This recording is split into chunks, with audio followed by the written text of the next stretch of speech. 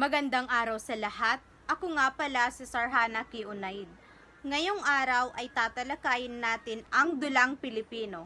Ito ay isang mahalagang bahagi ng panitikang Pilipino na hindi lamang binabasa kundi isinasadula o itinatanghal din ito. Una ay ang pagkatuto ng mga anyo at salik ng dula. Ang pagkatuto ng mga anyo at salik ng dula ay tumutukoy sa pag-unawa kung anong uri ng dula ang mayroon at ano-ano ang mahalagang bahagi na bumubuo sa isang pagtatanghal. Mahalaga ito upang mas maunawaan natin ang mensahe, layunin at kahalagahan ng isang dula sa lipunan. 1.1 Pangkasaysayang pag-uunlad ng dulaang Pilipino. Unahin natin ang pangkasaysayang pag-uunlad ng dulaang Pilipino.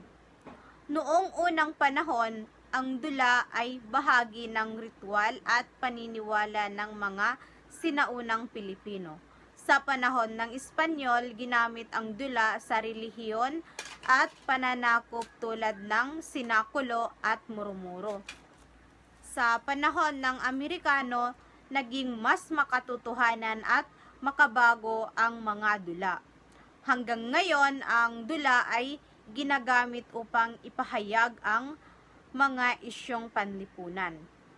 1.2 Kasaysayan ng balagtasan at batutian. Ang balagtasan ay isang patulang pagtatalo kung saan may dalawang panig na naglalahad ng kani-kanilang pananaw sa isang paksa. Ito ay ipinangalanan kay Francisco Balagtas. Ang batutian naman ay mas naunang anyo ng balagtasan at karaniwang ginaganap sa lansangan na may layuning magbigay aliw at magmulat ng isipan. 1.3 Paggamit ng ICT sa mga anyo ng dula. Sa makabagong panahon, ginagamit ang ICT upang mas mapadali ang pagkatuto ng dula. Sa tulong ng video, audio at online platforms, mas nauunawaan ang mga anyo ng dula tulad ng dulang pansilid-aralan, dulang adaptasyon, sabayang pagbigkas, dramatic monologo, reader theater.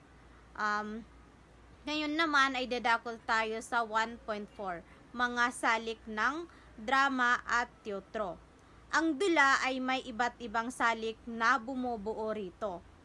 Kabilang dito ang tauhan, banghay, dialogo, tagpuan at tema. Mahalaga rin ang ilaw, tunog, kasuotan, entablado upang maging buhay at makatotohanan ang dula. Ang panghuli ay pagiging malikhaing kalahok sa dula.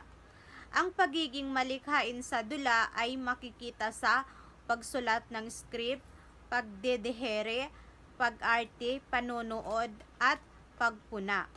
Sa pamamagitan nito, mas nauunawaan natin ang mensahe at halaga ng isang dula. Sa kabuuhan, ang dulang Pilipino ay salamin ng ating kultura at lipunan at mahalagang bahagi ng ating panitikan. At yun lamang po, maraming salamat.